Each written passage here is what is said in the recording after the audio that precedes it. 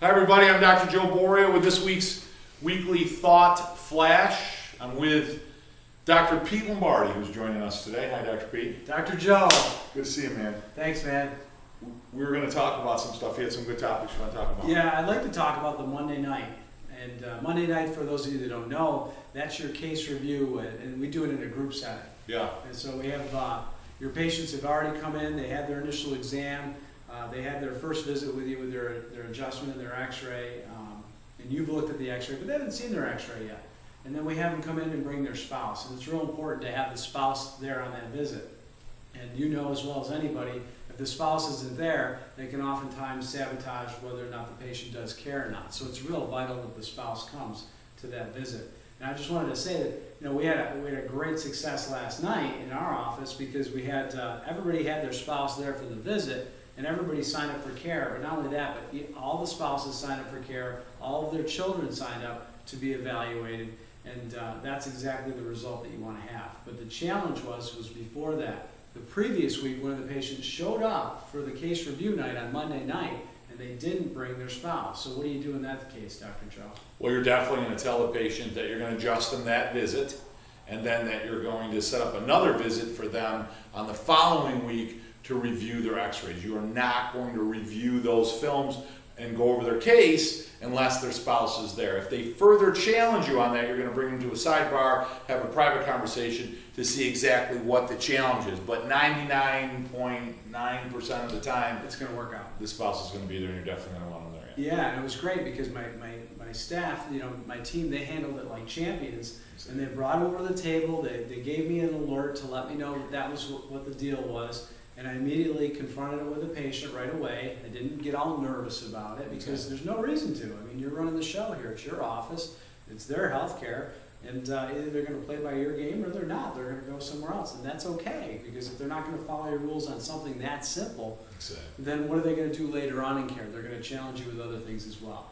And so anyway, he realizes that it is a good idea to bring a spouse because she handles all the finances. And I told him, I said, you're going to have to make some kind of financial decision tonight. He said, well, my wife's an accountant, so I think she definitely should be here. So anyway.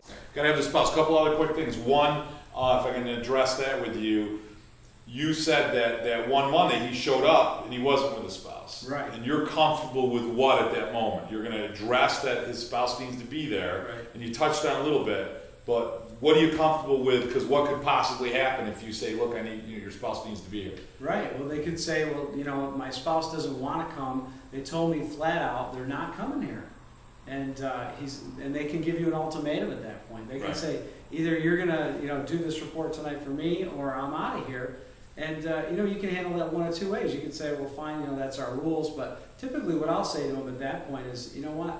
If your spouse is adamant about you not coming here, I'm going to cover, we're going to cover everything about your case. We're going to show you your x-rays. We're going to actually go over, all the recommendations for care that you're going to need for making a correction in your spine. And on top of that, I'm going to show you what it costs and what you're going to have to actually pay me. If I show you all of that stuff, are you going to say, you know what, I need to think about it, I'm going to go home and talk to my spouse? Because if that's the case, then your spouse needs to be here. But if you can make that decision tonight, and we're not going to get to that point, you're going to say that to me, I'll present your case to you. Because you should, certainly, in my opinion, I don't want to turn the person away if their spouse is a jerk and they don't want to come, or for whatever reason they have, or whatever hang-up they have. Right. And so, that was the case. The guy was glad to bring the spouse. 99% of the time, they'll bring the spouse. And you're fully comfortable if they're uncomfortable with that, of what? Because what could possibly happen in that situation as well? You might say, look. They could say, hey, look, and that's okay, too. I mean, there's other people out there that are a better fit for that person than I am. And what are they going to be in the practice later? Are they going to be a lot of fun to be around? No. No, and practice should be fun. I drove home last night. I was just so happy, man. I just love what I do. Yeah. Don't you just love what you 100%. do? Yeah, and it's like you don't have to do it for the money. Right. I mean, who needs more money at this point? Absolutely, 100%. Another important point you made, the kids got checked. Yeah. And you and I had talked about that for a while, and I certainly, in coaching you, said you need to get this for your Monday night to leave a great impression. Why? What was it? Well, he said, you need to go on eBay and order yourself a set of forceps, okay, or in a vacuum extractor. I didn't get the vacuum extractor. That's right. Because the forceps works great. So why would you use forceps? Well, because people have no idea that a child and a baby can be subluxated during the birth process. And last night we used the forceps every week, and we have a little baby doll that we got at Walmart.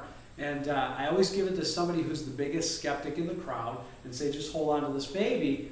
And we talk about birth trauma, and the quote from Harvard Medical, Dr. Tobin from Harvard Medical, who said that abnormal birth, injury from childbirth, latent spinal cord injury in childbirth can cause abnormal function and behavior later in life. So that's an issue. How does that really happen? And we show them the forceps. So we hang on to the baby, we put the forceps on, and then normally the baby, don't let go of the baby. Not going to let go, Dr. Lombardi. So normally the baby's head is going to rotate, and then the shoulder's going to pop out. So now that's what the doctor's going to do. They're going to rotate and then try to pop the shoulder up. The baby's stuck, so we got to pull. And so now the patient is actually holding on to this, or maybe it's the patient's spouse is holding on to this baby, and they're feeling that amount of tension, that amount of force that you're putting in there. So what does that do to the newborn spine? What does that do to their spinal cord? What kind of injuries and life challenges can they have for the rest of their life? When are they ever going to get checked? When should they get checked? Sure. Start asking those questions, and you will just see amazing reactions in the room, because they're going to realize it's a good idea at this point to probably have my kid checked and not wait any longer. Exactly. And thank you, Dr. Joe. eBay, $50, you can make more for. Right, and then we had talked about when you use the forceps in the office and the patient is sitting there and they themselves are born with forceps. You told me another story of a guy where you were asking about that. Well, last night, I asked him, what does a baby's head usually look like after they've been born? And the guy volunteered. He goes, I was born with forceps, and I had dents in my head still. You could visually still see these dents in this grown man's skull on both sides. And I just asked a simple question, do you think that could have affected anything to do with your brain activity, your ability to concentrate, focus? How about your health? The spinal cord and the brainstem. Your brainstem deals with your heart rate, your breathing, your digestion, and your immune function. Did you have any challenges with those growing up? And he, of course, volunteered that he was a kid that got sick a lot, had the ear infections, had the trouble with the breathing, all of those things. So you wonder why. So is it valuable to do that? Is it putting yourself out on the limb saying, oh gee, I don't want to use those forceps? That looks very like you're trying to scare the patient. Not really. You're trying to create some reality there. That's what it comes down to. You want them to have the same reality that you already realize, that subluxations are dangerous.